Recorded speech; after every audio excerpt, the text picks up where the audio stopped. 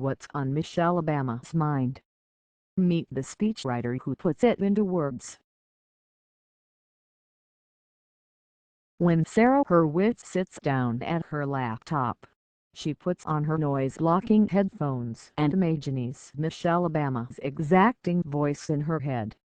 The voice might say, "No, that transition is clumsy." Or, "Are we really telling this story in a way that honors these people?" Hurwitz, the First Lady's head speechwriter, has written for the Obamas for 8 years and for Michelle Obama exclusively for nearly 7. The two have worked so closely together that nearly every word the First Lady has spoken in public has been written or edited by Hurwitz. As I write for her now, I'm sort of editing the speech with her voice in my head because she's given me so much feedback over the years and been so clear about what she wants, Hurwitz said between sips of water at a Penn Quarter coffee shop 2 blocks from the White House. The 38-year-old Harvard Law School grad is an Obama original, one of the few remaining staff members who joined the White House straight from the 2008 campaign. She started that cycle, though, as Hillary Clinton's chief speechwriter. 2 days after Clinton conceded defeat with a memorable speech hailing 18 million cracks in the highest, hardest glass ceiling, the Obama team called to offer Hurwitz the job. She was first assigned to write for the candidate's wife when Obama was preparing to reintroduce herself to the world at the Denver convention, after a period when she had been caricatured as angry, elitist and unpatriotic. Hurwitz was hesitant and wondered whether Obama would be suspicious of her after the brutal primary campaign. She wasn't. Their second meeting was a 90-minute conversation in the living room of the Obama's Chicago home. She clearly said to me, "Okay, this is who I am.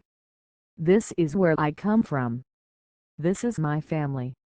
These are my values, and this is what I want to talk about at the convention," Hurwitz recalled. "I realized then that Michelle Obama knows who she is, and she always knows what she wants to say." After trading a couple drafts back and forth, Hurwitz writing, and then rewriting, based on Obama's edits, they settled on a final version that told the story of Michelle Obama as a child of Chicago's working-class South Side, a woman who had long been skeptical of politics but who believed in her husband's ability to make a difference. Hailed as a high point of the convention, it sent Obama's popularity soaring. Speechwriters were not historically part of the First Lady's staff, not even for Eleanor Roosevelt, who gave at least 1,300 speeches during her time in the job, according to Myra Gutin, a historian and author of The President's Partner, the First Lady in the 20th Century until Lady Bird. Johnson tapped Press Secretary Liz Carpenter to help her craft public addresses.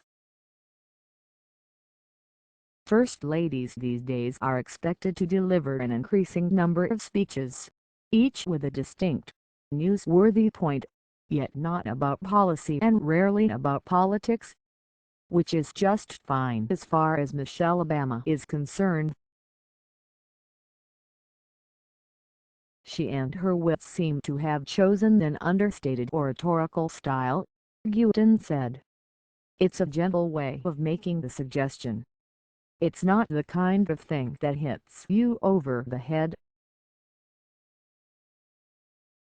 In a commencement address before Tuskegee University, in Alabama, last year, the First Lady took on the topic of race, First, by describing the pressure that students at the historically black college face trying to live up to the achievements of earlier generations of African American trailblazers, and then acknowledging that she could relate to that stress.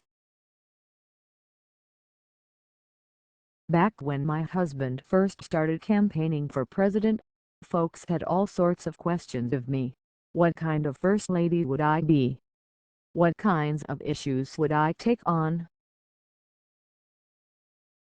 But, as potentially the first African American first lady, I was also the focus of another set of questions and speculations, conversations sometimes rooted in the fears and misperceptions of others.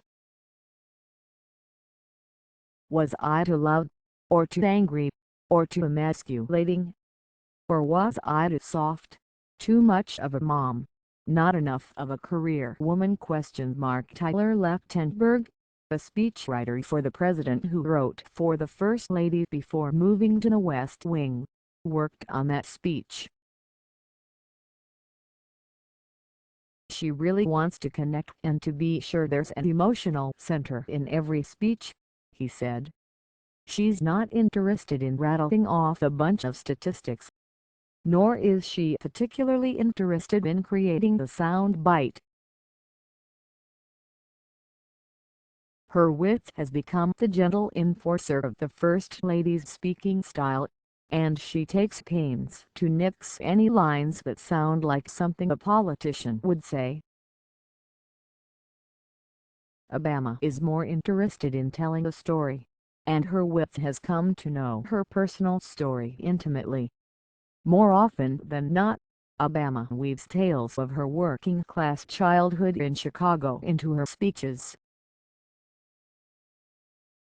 The key for Hurwitz is retelling that story and making it fresh. In addition to her intuitive sense of the big narrative arc of Obama's story, she'll know some of the smaller stories, like, what did the First Lady and her brother, Craig, do at some moment, said Tina Chin, the First Lady's chief of staff. That helps. The First Lady really shines, and she's at her best when she's talking to groups she identifies with, said Cody Keenan, the president's director of speech writing. She and the president are pretty normal people who somehow ended up in the White House.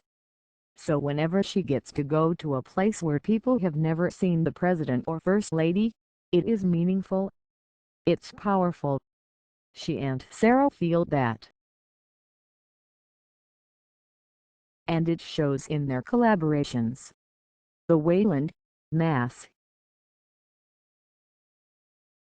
native who got her start as a speechwriting intern for Vice President Al Gore, Hurwitz has kept a relatively low profile during her White House years, even as some of her colleagues, notably Jon Favreau, who hired her, have become personalities in their own right or taken their credentials to Hollywood in search of screenwriting careers. In the East Wing, she oversees just one other writer, David Cavell, who works in an adjacent office. They often yell through the wall to exchange thoughts on a project. The hours are long. There always seems to be some important event looming. Hurwitz has made efforts to focus on her personal life by taking classes on Judaism and exercising regularly, although her time on the elliptical is sometimes interrupted by a burst of inspiration, and she will jump off the machine and tap out an email to herself with an idea of how to turn something the First Lady brought up in a meeting into prose. Yet the First Lady's lawyerly sense of organization has made the job easier. Michelle Obama has been known to practice big speeches word for word, weeks in advance, and rarely orders up last-minute changes. This school was funded as part of a deliberate, systematic effort to extinguish your culture, to literally annihilate who you were and what you believed in. But look at you today, the First Lady said to applause. The native languages that were once strictly forbidden here now echo through hallways and in your dorm room conversations that night. Hurwitz said she got lost in the moment even though she had helped to craft the words. I thought to myself, I am watching the great-great-granddaughter of a slave give a speech to a room of Native American kids, and the vast majority of them are going to college, and many to Ivy League schools, Hurwitz said. To see that, this is a great country. Copyright, Washington Post.